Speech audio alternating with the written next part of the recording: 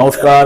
ক্যামেরার এপারে আমি রানা সেনগুপ্ত, ওপারে রবীন্দ্রনাথ চট্টোপাধ্যায়, আমাদের সকলের প্রিয় রবিদা, যিনি একদিকে বিধায়ক আবার পূর্ব বর্ধমান জেলা তৃণমূলের যিনি সভাপতি।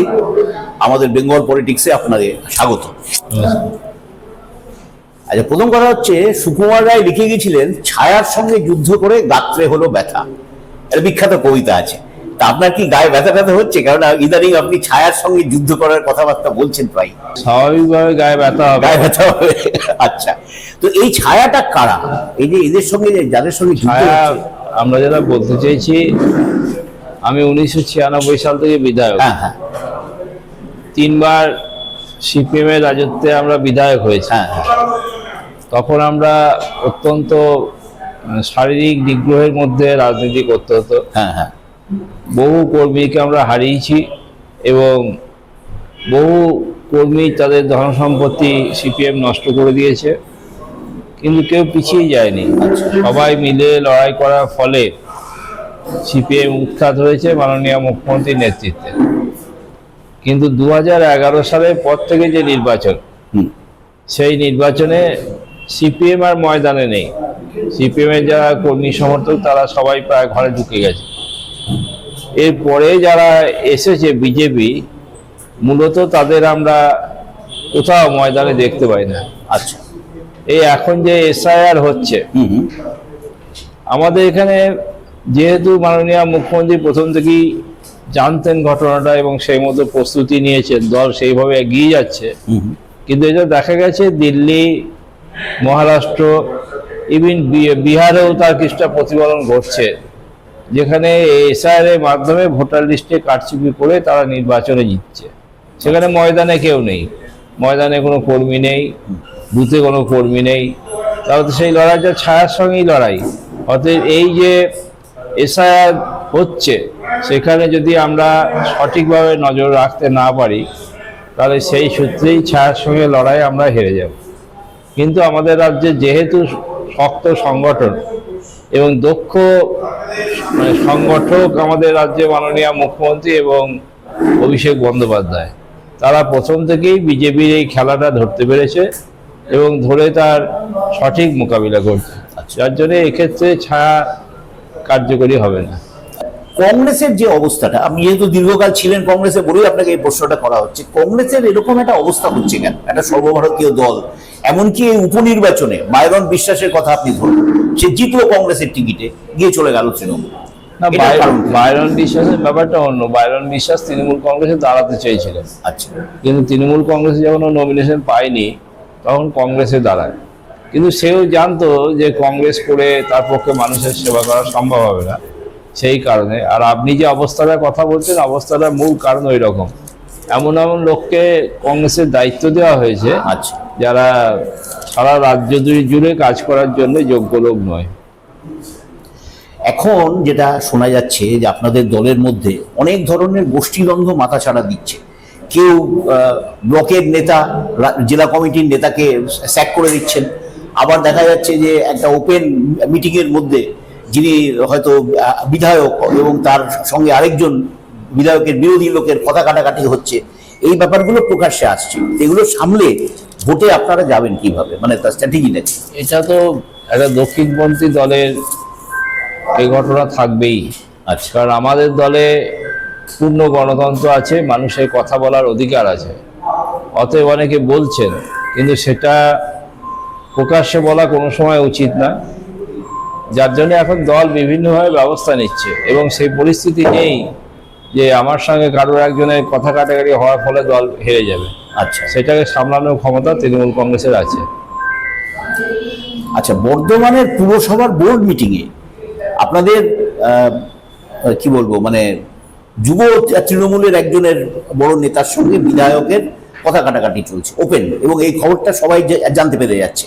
তো এদের দুজনকে কি আপনারা ডেকে সতর্ক করবেন আগামী দিনে, যাতে এরকম না হয় প্রকাশ্যে? আর সেটা আমাদের রাজ্য নেতৃত্ব দেখবে, তারা যদি মনে করেন নিঃসন্দেহে ডেকে বলবে। এটা আরেকটু ব্যাখ্যা করে বলি যে বর্ধমান শহরে একটা টক অফ দ্য টাউন হচ্ছে সামনের বিধানসভায় কে, দাস না রাস? আমি নামগুলো বলছি না, আপনি নিশ্চয়ই বুঝতে পারছেন। আপনি নাম নাই বললেন, তো এখন মূলত আমাদের দলের যা সিদ্ধান্ত, তাতে যারা বিধায়ক আছে আচ্ছা তাদের বিরুদ্ধে কোনো গুরুতর অভিযোগ না থাকলে আচ্ছা, তাদের রিপ্লেস করা হবে না। কিন্তু এইটা নিয়ে একটা রেশারেশি চলছে না, মানে না, রেসারেসি তো থাকবেই, কম্পিটিশন তো থাকবেই। কম্পিটিশন থাকবে বলেই ধরুন আপনি নাম বললেন না, আমি বলছি রাসবিহারী আছে আর আমাদের খোকন আছে। কখন আছে? এবার খোকনকে তো আরো ছুটতে হচ্ছে, হ্যাঁ। যদিও একটু বিশ্রাম পাচ্ছিল, এখন তো তাকে আরো ছুটতে হচ্ছে। খোকন এরপরে একটা তো খুব ভালো প্রকল্পও করেছে, সেটা হচ্ছে ঘরে ঘরে খাবার পৌঁছে দেওয়ার প্রকল্প। অনেকগুলো প্রকল্প। হ্যাঁ, আবার তার এগেনস্টে আমাদের রাসবিহারী বাবু তিনি করেছেন কি, সবাইকে ডেকে ডেকে প্রাইজ দিচ্ছেন, যেই একটু ভালো কিছু করছে এটা ভালো, এটা এর বলছে ফলে সুস্থ। মানুষ উপকৃত হচ্ছে। এটা সুস্থ প্রতিযোগিতা বলে মনে সুস্থ করছি। প্রতিযোগিতা। বাহ, ভেরি গুড। আচ্ছা, 16 আসনের মধ্যে এখনই অবধি যা মানে বাজারে যা হাওয়া আর কি, বা যা গুজব, তাতে হচ্ছে যে কেউ কেউ বলছে এটা 8-8 হবে বিজেপির সঙ্গে তৃণমূলের, অথবা বিজেপির দিকে 10-6 হবে। আপনার কি মনে হয় কতগুলো আসন আপনার এই প্রশ্ন শুনে আপনি যখন আনন্দবাজারে ফুল ফর্মে ছিলেন, একটা কথা মনে পড়ছে। আচ্ছা, 2001 সালে কাটোয়া পৌরসভা নির্বাচনের আগে হ্যাঁ হ্যাঁ, একটা শুকনো জায়গায় জলা জায়গা দেখিয়ে ছবি তুলে আপনি লিখেছিলেন এখানে কংগ্রেস এবার জিততে পারবে না, হাফ হাফ হয়ে যাবে। আজকেও সেটাই হবে, আপনার কথা পড়বে না। গোবর্ধনের 16টা সিটে 16টাই তৃণমূল কংগ্রেস। না তবে সেই ভোটটাতে কিন্তু সিপিআইএম আপনাদের যথেষ্ট বেগ দিয়েছিল। আপনি যেভাবে আগে ভোটটাতে মানে নিরঙ্কুশ ভাবে জিতেছিলেন, সেবারে কিন্তু অনেকগুলো সিটের না, সেবার আমরা একটা সিট হারিয়েছিলাম। একটা সিট না 5-6টা সিট, যাই হোক, একটা সিট। ঠিক আছে, হবে। আপনি যখন বলছেন ঠিকই। আচ্ছা, এসআইআর নিয়ে যে প্রচুর আতঙ্ক বিভ্রান্তি ছড়াচ্ছে এবং অনেকে আত্মহত্যা করছেন, এই ভীতিটা ঠেকাবেন কিভাবে? ঠেকানো তো যাচ্ছে না, তার কারণ এসআইআর 2002 সালে হয়েছিল, হ্যাঁ, তখন 2 বছর ধরে হয়েছিল। মানুষকে অনেক সুযোগ দেওয়া হয়েছিল তার যে ভোটাধিকার সেটা প্রমাণ করার। আচ্ছা, কিন্তু সেই কাজটা 2 মাসে করতে হচ্ছে। এর ফলে যারা করছেন বিএলওরা, তারা যেমন তাদের উপর অত্যধিক চাপ হচ্ছে, তার কারণ এবার আবার সুপ্রিম কোর্ট বলেছে তাদের নিজেদের যে পেশা, সেই পেশার কাজ করার পর তারা এই এসআইআর এ কাজ করবে। আচ্ছা, এই করতে গিয়ে তারা শারীরিকভাবে অসুস্থ হচ্ছেন, মানসিকভাবে অসুস্থ হচ্ছেন। ঠিক তেমনি সাধারণ মানুষ, তারা দিশা খুঁজে পাচ্ছেন না যে কোন কাজটা তাদের করা উচিত, তারা ছুটে ছুটে বেড়াচ্ছেন। এটা আমাদের, যার জন্যই আমরা সারা পশ্চিমবাংলায় পঞ্চায়েত পৌরসভার ওয়ার্ডে ওয়ার্ডে ক্যাম্প করেছি, মানুষকে বুঝিয়ে যাতে সঠিক ভোটার লিস্ট তৈরি করা যায়। আপনার বিরুদ্ধে একটা অভিযোগ ছিল, পুরনো অভিযোগ। কোনোদিনই এই প্রসঙ্গ নিয়ে আপনার সঙ্গে কথা হয়নি, যদিও বহুবার দেখা হয়েছে, তাও আজকে আপনাকে এইটা জিজ্ঞেস করে ফেলি যে আপনি একবার মমতার মনোনীত প্রার্থীকে, মানে আপনি বলা ভুল, আপনার অনুগামীরা বা কাটোয়ার লোকজনেরা মনোনয়ন জমা দিতে দেয়নি। এই ঘটনাটা কি ঘটেছিল, এটা যদি একটু ব্যাখ্যা করেন। না, এটা তো মমতা ব্যানার্জি মনোনীত প্রার্থীর ক্ষেত্রে নয়, ঘটনাটা ঘটেছিল 96 সালে। আচ্ছা। তখনও পর্যন্ত তৃণমূল কংগ্রেস তৈরি হয়নি। আচ্ছা, ঘটনাটা যেটা হলো, 95 সালে আমি কাটোয়া পৌরসভার পৌর প্রধান হয়েছিলাম। স্বভাবতই কাটোয়ার সাধারণ মানুষ এবং কর্মীদের মধ্যে একটা আশা ছিল যে বিধানসভাতে আমি প্রার্থী হব। আচ্ছা, কিন্তু যখন কংগ্রেসের প্রার্থী লিস্ট বেরোলো, তখন দেখা গেল আমার নাম নেই। আচ্ছা, আমি তো সেই নিয়ে অত ভাবিনি, আমি দেখলাম যে আমার চাপ কমবে। কিন্তু আমাকে না জানিয়ে তখন ওই রাত 2:30টায় কাটোয়া থেকে একটা ট্রেন ছাড়তো, সেই ট্রেনে প্রায় 2-3 হাজার মানুষ, যারা মমতা ব্যানার্জি বাড়ি গিয়েছিল। আচ্ছা, মমতা ব্যানার্জি বাড়ি গিয়ে দাবি করেছিল যে আমাকে প্রার্থী করতে হবে, কিন্তু মমতা ব্যানার্জির তো সেই দাবি সমাধান করার কোনো ক্ষমতা ছিল না। আচ্ছা, স্বাভাবিকভাবেই সেই পরিস্থিতি, মানে ওখানে না মেটার ফলে সেই উন্মত্ত মানুষগুলো, তারা তখন যিনি প্রার্থী হয়েছিলেন তার বাড়ি ঘেরাও করে, এবং এমন একটা পরিস্থিতি তৈরি হয়। তিনি আমাকে তখন অলরেডি সিম্বল অ্যালটমেন্ট হয়ে গেছে। আচ্ছা, তিনি আমাকে বলেন যে না, এই অবস্থা আমি দাঁড়ালেও জিততে পারবো না, অতএব আমি আর দাঁড়াবো না, তুই দাঁড়া। আমি প্রথমে রাজি হইনি, কিন্তু পরবর্তী সময়ে রাজি হয়ে তখন মানুষের চাহিদা অনুযায়ী তখন সমীর মিত্র রাজ্যের সভাপতি, তার সঙ্গে আমার সেই দিনই তার বাড়ি আমি প্রথম গেছি। তার আগে আমি মমতা ব্যানার্জির সঙ্গেই থাকতাম। তিনি ফোন করলেন এবং বললেন তুমি সিম্বল নিয়ে যাও, আমরা ওই সিম্বল রিভোক করে দিচ্ছি। এবং সেইভাবে আমি নির্বাচনে দাঁড়িয়েছি। এবং সত্যি কথা বলতে কি, সেটা নমিনেশন ফাইলে 5 মিনিট আগে আমার সিম্বল জমা পড়েছে, আমি নমিনেশন ফাইল করেছি।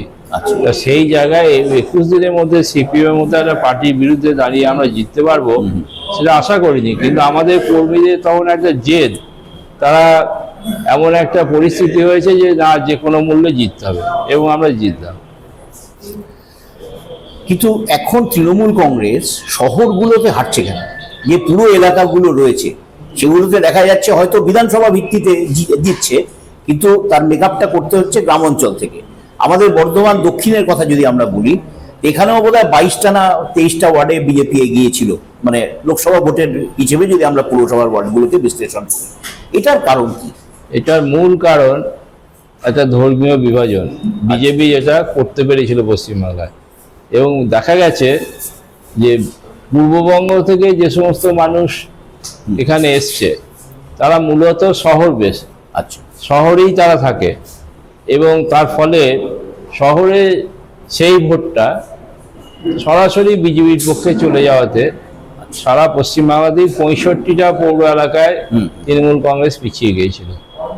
কিন্তু গ্রামে যেহেতু ইস্ট বেঙ্গল পিপুলের ভোট সেভাবে নেই, তাদের বাস নেই, অতএব গ্রামের ভোটটা একই ছিল।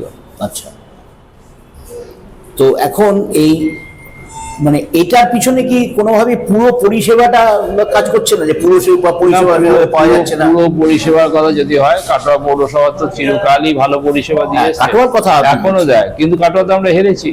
আচ্ছা, তো এই যে চেয়ারম্যান বেশ কিছু জায়গায় আপনার জেলাতেও 4 জন চেয়ারম্যানকে চেঞ্জ করে দেওয়া হয়েছে। 3 জন চেয়ারম্যানকে চেঞ্জ, 3 জন চেয়ারম্যানকে, একজন বোধহয় ভাইস চেয়ারম্যানও আছেন, 2 জন ভাইস চেয়ারম্যান, 2 জন ভাইস চেয়ারম্যান আছেন, মানে মোট 5 জনকে। এই যে বদলটা ঘটানো হচ্ছে, এটা কি মনে হচ্ছে যে চেয়ারম্যানেরাই এই ভোটের হারার জন্য দায়ী, অথবা নাকি নতুন করে একটা কিছু? ততটা ঠিক নয়, কিছুটা দায়ী ভেবেই করেছে। আচ্ছা, আর কিছুটা যে হারাটা একটা অন্যায়, হ্যাঁ, সেটা সমস্ত কর্মীদের কাছে বার্তা দেওয়ার জন্য করেছে। আচ্ছা। বিরোধী দলে আপনারা সত্যি সত্যি কাকে দেখতে চান, বিজেপিকে না তৃণমূল, এই ইয়েকে, ওই সিপিএম কে? আমরা কাউকেই দেখতে চাই না। তো বিরোধী দল বলে কেউ থাকবে না বলছেন রাজ্যে? না, থাকার মতো পরিস্থিতি তাদের নেই, তো তাদের সে সংখ্যা নেই, কি করে থাকবে? অলরেডি কংগ্রেস সিপিএম 0 হয়ে গেছে, আচ্ছা, আর বিজেপি অপেক্ষা করছে 0 হওয়ার জন্য।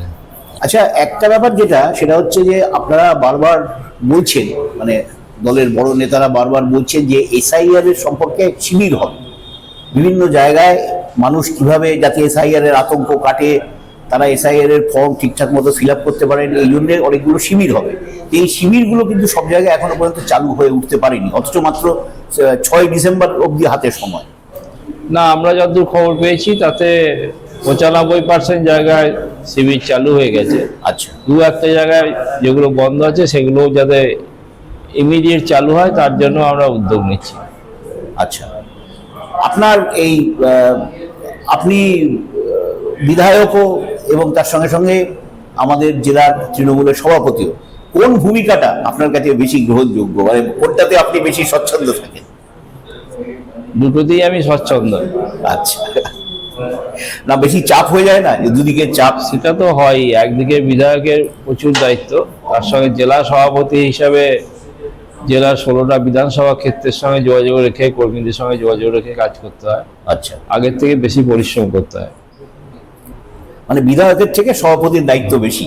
100বার। আচ্ছা, বাম আমল এবং তৃণমূলের আমল, আপনি 3বার ওদিকে বিধায়ক হয়েছেন, 3বার এদিকে বিধায়ক হয়েছেন, এই দুটো আমলের পার্থক্যটা কি? তো আমি আগেই বললাম যে না, মানে আমি বিধানসভার ক্ষেত্রে কথাটা বলছি। আমি সেই বিধানসভা ক্ষেত্র ধরেই বলছি। আচ্ছা, যে আগে সিপিএম এর সঙ্গে যখন আমরা জিতেছি নির্বাচনে, সেই নির্বাচনে জিততে গিয়ে আমাদের কর্মীদের প্রাণ দিতে হয়েছে, আমাদের কর্মীদের ধনসম্পত্তি নষ্ট হয়েছে, অনেকে লেখাপড়া করার সুযোগ হারিয়ে গেছে। আগে দেখতাম কাটোয়া কলেজে 3rd ইয়ার, মানে যারা বিএ বিএসসি 3rd ইয়ার, তারা যখন ওখান থেকে পাস করে আসতো, ওখানে যেহেতু এসএফআই কোনোবার জিততে পারতো না, যে ছেলেগুলো ছাত্র পরিষদে দাঁড়িয়ে জিততো, তারা যখন বর্ধমান বিশ্ববিদ্যালয়ে ভর্তি হতে আসতো, তখন সিপিএম এর এসএফআই এর এত দাপট ছিল, আচ্ছা, সেই ছেলে মেয়েদের এখানে ভর্তি করতে দিত না, ফলে তাদের লেখাপড়ার অনেক অসুবিধা হয়েছে। আচ্ছা, এই ধরনের অসুবিধার মধ্যে আমরা সিপিএম এর রাজত্বে 3বার জিতেছি। এখন আমরা যেহেতু সিপিএম তার কাঠামো হারিয়ে যায়নি, কিন্তু তার মানুষের সমর্থন এবং কর্মী হারিয়ে গেছে। সেই জায়গাটা বিজেপি নিয়েছে, আচ্ছা। কিন্তু বিজেপিরও সরাসরি সেই ধরনের কর্মী না থাকায় তারা বিভিন্ন ধরনের কৌশল অবলম্বন করে। কখনো চেষ্টা করে নির্বাচন কমিশনকে হাতিয়ার করে নির্বাচনে জিততে, আচ্ছা। কখনো বলে আমরা আধা সামরিক বাহিনী দিয়ে নির্বাচনে জিতব, কখনো বলে 5 দফায় ভোটে হবে না, 3 দফায় হবে না, 8 দফা ভোট করে জিতবো। আবার 8 দফা ভোট করে যখন ক্লান্ত হয়ে গেছে এখন আবার বলছে 3 দফা ভোট করলে তাহলে তো আমরা জিততে পারবো। এই যে এই লড়াই, যেটা সরকার কেন্দ্রীয় সরকারি প্রশাসনটাকে ব্যবহার করে লড়াই, সেই জায়গায় আমরা এটাকে অন্যভাবে দেখি। আচ্ছা, বিজেপির দেখা যাচ্ছে দুটো কৌশল এই রাজ্যে কাজ করছে আর কি, অন্তত আমাদের পশ্চিমবঙ্গে। একটা হচ্ছে যে এরা খুব হম্বিতম্বি করে বেড়াচ্ছে, এই অমুক তারিখে সরকার পড়ে যাবে, রাষ্ট্রপতি শাসন হবে, এই হবে সেই হবে করে নানা রকমের মানে যাকে বলে চমকাচমকি এইটা করে যাচ্ছে। আর অন্যদিকে তাদের এক শ্রেণীর নেতারা 2019 সালে যেহেতু তাদের ওই লোকসভাতে ভালো একটা রেজাল্ট হয়েছিল, সেটাকে মাথায় রেখে তারা বামপন্থী এবং কংগ্রেস ভোটারদের কাছে আবেদন করছেন যে আমাদের আপনারা ভোট দিন। আর শ্রমিক ভট্টাচার্য বলেছেন কিছুদিন আগে, যে আপনি নিশ্চয়ই শুনেছেন, বুকে পাথর রেখেও এবারের মতো আমাদের ভোটটা দিয়ে দিন। কি বলবেন? আসলে বিজেপি দিশা হারা হয়ে গেছে, প্রকৃতপক্ষে কোনো দিশা তাদের সামনে নেই। আচ্ছা। কেউ মনে করছেন বোধহয় যে কংগ্রেস সিপিএমকে ভোট চাইলেই তারা ভোট দিয়ে দেবে। এবার কংগ্রেস সিপিএম প্লাস বিজেপি, তার থেকে বেশি ভোট পেয়ে আমাদের ক্যান্ডিডেটরা জিতেছে। পূর্ব বর্ধমান জেলার স্ট্যাটিস্টিক যদি আপনি দেখেন, এখানে গড়ে 51% ভোট পেয়ে তৃণমূল কর্মীরা জিতেছে। অর্থাৎ কংগ্রেস সিপিএম বিজেপি এক হলেও সেই অবস্থার পরিবর্তন হবে না। এখন ওদের যেহেতু পায়ের তলায় মাটি নেই, ওরা এসব কথা বলছে। আর কিছু মানুষ ভয় দেখিয়ে তারা ভেবেছিল যে হয়তো সিবিআই, ইডি, এনআইএ এসব করলেই হয়তো তৃণমূলের কর্মীরা ভয়ে ঘরে ঢুকে যাবে, কিন্তু বাস্তবে তো তা হলো না। অতএব সেই হম্বিতম্বিটাই সার হয়ে গেছে।